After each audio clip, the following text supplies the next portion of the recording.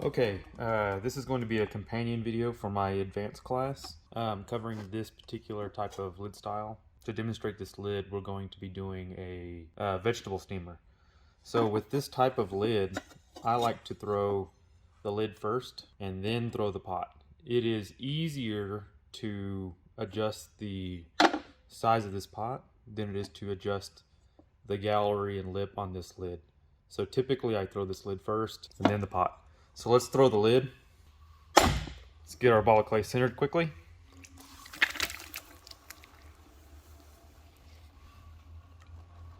Now, when we center clay for these lids, we want to center it low. We don't want to center too high. So we want to center it low. We want to make sure we keep downwards pressure on this outer edge so we keep it sealed to the bat. We do not want this clay to be rolling over all of this slop. We want it to be sealed to the bat as we spread it out. So I'm pushing down. I usually use the broad side of my hand instead of my fingers. It doesn't really matter too much, but I find that eliminating floppy wiggly joints helps keep this pretty smooth. So I'll use the side of my hand versus using my fingers, so I have really stable, even downwards pressure. Okay, so we've centered our ball of clay and we've brought it down really low. We're ready to begin opening this ball of clay out. Now on these lids, I usually leave a fair bit of thickness in the bottom. I don't want to go too thin so that I have the option of trimming this knob on the top. A lot of times I will trim this knob out of the remainder of clay that's underneath. Sometimes I'll throw them thinner and I'll add a bit of clay and throw the knob on top, but I usually like to trim my knob. I get less cracking that way, but it's going to be a personal preference. So we open up. I want to keep this rib of clay pressed down so it doesn't tear off. That's what I'm doing over here with this hand. I'm pushing down on that ribbon of clay.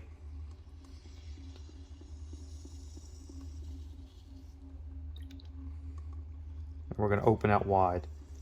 This is going to be a probably 10-11 inch steamer. So I need like a 10-11 inch lid.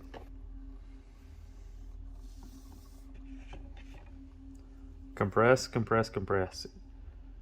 Wide forms, you want to compress religiously. And you'll see me doing this the entire time I'm throwing. I will compress, compress, compress. Okay, so we've stretched our clay out. We have a thickness of about that much there in the bottom. Maybe a little thin for a knob, but we'll see. I think it'll still be just fine. We are ready to put the gallery, the little flange that is going to sit on the rim of our vegetable steamer. So let me show you how we bring up some clay and make that happen. Let's bring that up. We do that by pushing in, supporting a little bit with the inside hand, pushing in a little with the outside hand. We're going to bring up some clay. We do not want to pull this too thin. We need some thickness there, and we can always trim away some of the heaviness a little bit later. That doesn't mean leave it 1.5 inches thick. It can be reasonably thin. We just don't want to go overboard. So let's go ahead and pinch this guy, bring it up a hair. I like a little bit of depth to these vegetable steamers, so you got a little bit of this self-basting, recycling steam action happening, kind of kicks it down in there. You'll see what I'm talking about here in just a moment. All right, so let's go ahead and get us a final form here.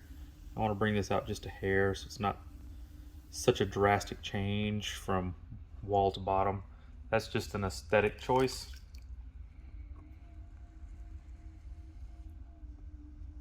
We are ready to form our gallery. Now, if you have any unevenness, now is the time to trim this off before we begin doing anything. You want this to be very centered and you need it to be very level.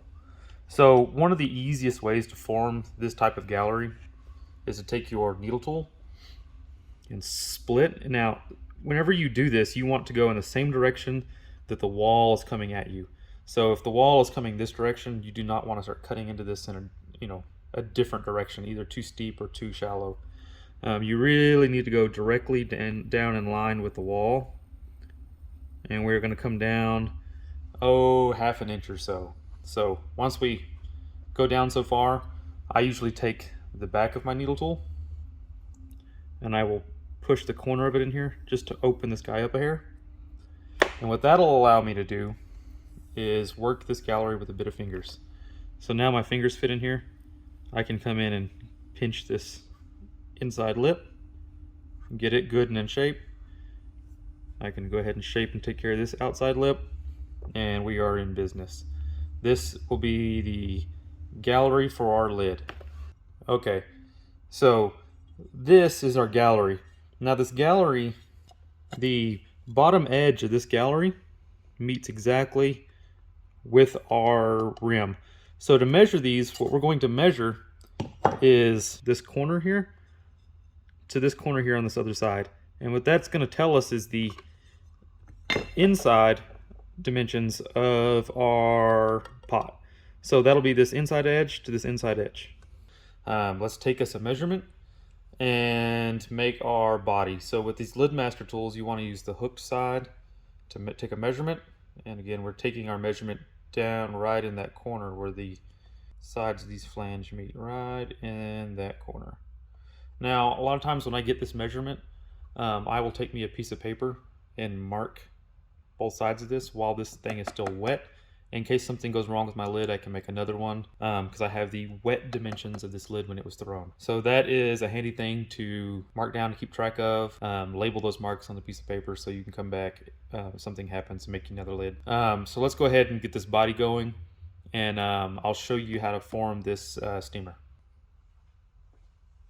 Okay, let's make this steamer. We got a good chunk of clay. Forms that have a lot of bottom take a lot of clay, so you'll be surprised, especially whenever you throw plates and things, how much clay these flat forms take. Now this is probably 4 pounds of clay, and that should get us in that 10-inch range for our steamer. I like to move my clay around just a little bit. It helps me feel for air pockets. So again, I'm centering low because I'm throwing a low form. And whenever I center low, I want to keep that clay sealed at the bat again. I do not want it to roll over the slop. So this left hand is doing double duty of pushing in and also keeping this clay sealed at the bat, pushing downwards.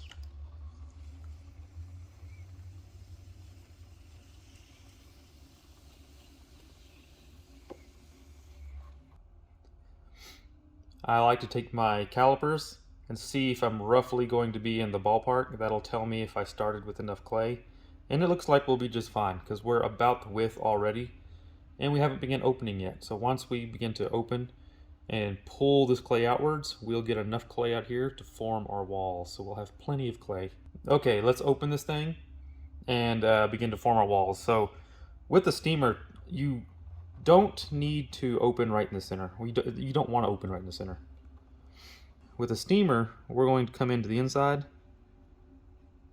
and open just off center. See that? So we get this little nub of clay in the middle. We'll leave that for later. All right, so we've opened up. We want to get to our final depth. You can check this with a needle tool, but we're looking for about the thickness of a pinky. So about that 3/8, half an inch. And then we're going to pull this clay outwards, just like we would normally, ignoring the fact that we didn't open right in the middle. We are going to open up like we would any other form. So we're going to open our ball of clay outwards. Get the bottom nice and flat.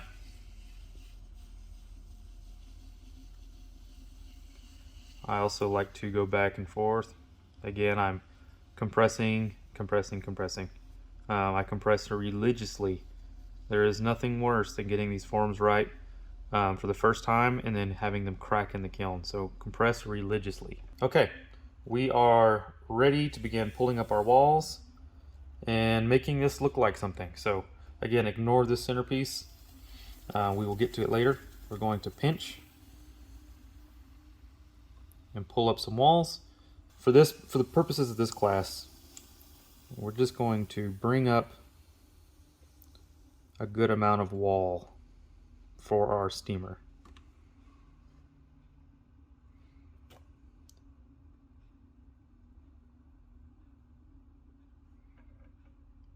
So we will clean up our rim. We want this is going to be a steamer, so it's going to be something that's going to be used in the kitchen, scooped and things. So the walls can be fairly thin, but you want to leave some clay at the rim. You don't want this thing to be so thin that you're afraid to use it. So our walls are taken care of. We have the shape. We're going to be very careful not to hit these and distort them. Now it is time to fit our lid. Now our lid fits inside of this pot, so we are going to want to take our calipers and give this a check. So it looks like we are a little small. We want to stretch this guy out so that these fit to the inside of these calipers all the way around. So let's stretch this out. That's a little better. Let's continue to stretch this out. We'll kind of keep nudging it until we get close. Okay, so our caliper's just clear here. So now we know our lid fit is going to be perfect. The only thing left to do here is going to be to clean up and soften the edge here if we have any type of scratching, or if it is not level, we want to cut a sliver of clay off, because these need to be pretty level. You want your lid to sit flat. We spent all that time throwing those lids and getting them right. We don't want to mess up the fit with the pot. Now that we have our walls stretched to fit this lid inside to inside on our calipers, and we've cleaned up this edge, now we can deal with making this pot into a steamer. So what makes these a steamer is an inlet. So the way these work is we will have an inlet for steam to get in, and these are usually set on top of a pot of boiling water. So we open up all the way to the wheel head. So all the way, these are blue, all the way to the blue. We're going to open outwards a little bit. So I have an opening that is about the width of 2 fingers down in the bottom all the way to the bat. Now we're going to want to bring up some walls. Now that we have this open, we are going to come in here and pinch and come up and pull a tiny cylinder here. Okay, so we have a cylinder pulled. We want to make sure our rim and everything is in check. We want to pull this to a final thickness, since we won't be trimming the inside cylinder, so we want it to be an even thickness all the way from the bottom all the way up to the top. We want to make sure our rim is in control, and at that point we are ready to form this into something. Now these can be pretty much anything you want. These can come up and be a trumpet. They can close in on themselves, and you can poke holes in the top to let the steam in. You can do it quite a bit with these. With this guy, just for a demonstration, we're just going to narrow it a little bit, trumpet the top. So let's come in here and squeeze our cylinder. I'm going to narrow it a little down at the bottom. I like to have these narrow at the bottom because it makes for more volume on the inside for your vegetables. Since it's not taking up as much room, you have that scooped in shape.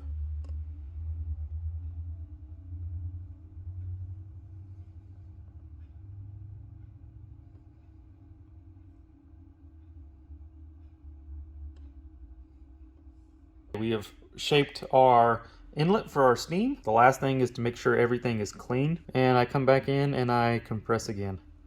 I am always compressing. That's why I say compressing religiously.